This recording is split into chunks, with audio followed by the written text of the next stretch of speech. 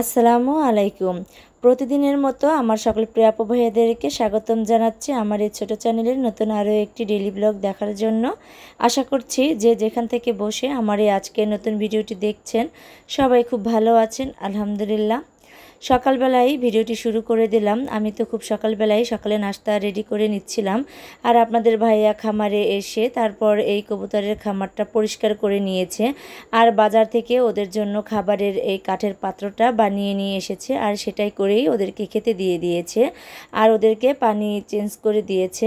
আমি আজ সকালবেলায় কবুতরের খামারে আসিনি, যেহেতু আপনাদের ভাইয়া থাকলে তার দায়িত্বে চলে যায়, তাই আমি একটু ঢিল ছাড়ি আর কি, তেমন একটা গুরুত্ব দেই না। তারপর মাঝে মধ্যে এসে দেখে যাই। আর এদিক থেকে আপনাদের ভাইয়া আর একটা পাত্রে ওদের খাবার দিয়ে দিয়েছে। আর এখন কত সুন্দর করে কবুতরের এই ঘরটাকে মানে খামারটাকে কত সুন্দর করে পরিপাটি করে পরিষ্কার করে রেখেছে, সেটাই আপনাদের সঙ্গে শেয়ার করছি। ভেবেছিলাম যে আমি পরিষ্কার করে নেব, তারপরে তো আপনাদের ভাইয়া বলল যে আমি পরিষ্কার করে দেই। আমি সকালের কাজগুলো করছিলাম আর তিনি এই কাজগুলো করে নিচ্ছিলেন। প্রতিদিনের মতো আমার সকল প্রিয় আপু ভাইয়াদেরকে রিকোয়েস্ট করে নিচ্ছি এবং মনে করিয়ে দিচ্ছি, যারা ভিডিও শুরুতে লাইক দিতে ভুলে গেছেন প্লিজ ছোট করে একটা লাইক দিয়ে দিবেন। আর আমার চ্যানেলটিকে এখনও যারা সাবস্ক্রাইব করেননি, আমার আজকের ভিডিওটির কোনো অংশ ভালো লেগে গেলে সাবস্ক্রাইব করে পাশে থাকা বেল আইকনের অল অপশনটি প্রেস করে আমার পাশেই থেকে যাবেন। আজ তো কারেন্ট মিস্ত্রি আসার কথা, আমাদের মিটারের একটু সমস্যা আছে, তো সেটাই আর কি ঠিক করে দেবে। মানে দুইটা মিটারেই একসাথেই আর কি লাইন করা হয়েছে, একই বিল উঠে দুইটা মিটারে, তো সেটাই আলাদা করার জন্যই তাকে আসতে বলা হয়েছে। তো আমি দুপুরে রান্নাবান্নাগুলো কমপ্লিট করে নিচ্ছি।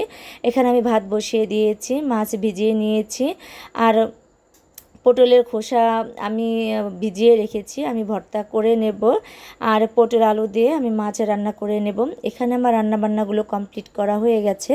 আমি এখানে ভাত রান্না করে নিয়েছি, পটল আলু দিয়ে পাতলা করে আমি ব্রিকেট মাছ ঝোল করে নিয়েছি, আর এখানে পটলের খোসা ভর্তা আর আছে মরিচের ভর্তা। আমি এখানে দুই রকমের ভর্তা করে নিয়েছি। তো আমরা তো সবাই দুপুরে খাওয়া দাওয়া করে বিকেলে যে কাজগুলো আছে সেই কাজগুলো আমি করে নিয়েছি, আর এখন রাতের বেলায় আমি এখন দই বসাবো। এই গরমের মধ্যে এখন দই খেতে কিন্তু ভীষণ ভালো লাগে, তো আমি প্রতিদিনই কিন্তু দই বসাচ্ছি, যেহেতু আমাদের খামারের গরুর দুধ থেকেই আমি সংরক্ষণ করেই সব কিছু আইটেম আমি বানাই। তো যাই হোক, দুধটাকে আমি জাল করে নিয়েছি। এখানে আমি দুধের মধ্যে পরিমাণ মতো চিনি দিয়ে নিয়েছি। আমি একটা কাচের বাটি 1 বাটি চিনি দিয়েছি, আর স্বাদ মতো লবণ দিয়ে দুধটাকে আমি জাল করে একটু ঘন করে নেব। আর পাশের চুলায় আমি একটা পাত্র নিয়েছি। এখানে আমি মানে দইয়ের যে ক্যারামেলটা আমি বানাবো, দইয়ের যে পারফেক্ট কালারটা আসে, তো সেটার জন্য এখানে আমি পরিমাণ মতো চিনি দিয়েছি, যেহেতু চিনির পরিমাণটা আমি কম দিয়েছি। তো এর মধ্যে আমি একটু পানি দিয়ে ভালো করে আমি এই চিনিটাকে জাল করে নিচ্ছি, এবং আমি একটা আমার পছন্দ মতো কালার করে নিচ্ছি। তো এখানে আমি যখন চিনিটা গলে এই লাল কালার হয়ে আসবে আর কি, তো এর মধ্যে আমি অল্প পরিমাণে দুধ দিয়ে আমি একটু নেড়ে চেড়ে তারপরে চিনিটার সঙ্গে মানে ক্যারামেলের সঙ্গে আমি মিশিয়ে নেব। তো তখন মিশাতে গেলে না একটা জমাট পাকার মতো হয়ে যাবে, তো এটার কোনো ভয়ের কারণ নেই।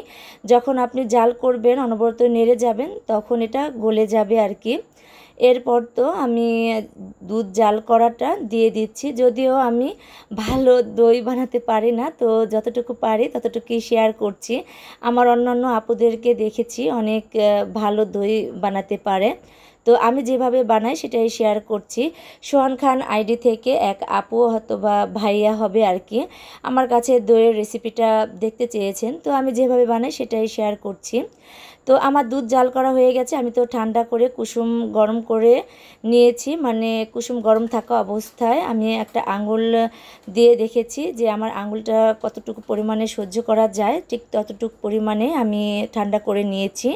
আর এর মধ্যে আমি একটু দইয়ের কিছু অংশ দিয়ে ভালো করে মিশিয়ে নিয়ে এখন একটা প্লাস্টিক বাটিতে আমি দুধটা ঢেলে দিলাম। আর এখন সারা রাতের জন্য আমি একটা কম্বলের মধ্যে আমি এখন এই বাটিটা ঢেকে দেব আর কি, সারা রাতের জন্যই আমি রেখে দেব। এবং সকালবেলায় এখন আমি দেখাচ্ছি দইটা কত সুন্দর বসে গেছে। এই তো পারফেক্ট আমার দই হয়ে গেছে। আমি এখন ফ্রিজে রেখে দেব। আর ফ্রিজে রাখার পর আমি এখন আপনাদের সঙ্গে শেয়ার করছি কত সুন্দর পারফেক্ট দই বসেছে। আমি এখন কেটে আপনাদেরকে দেখাচ্ছি।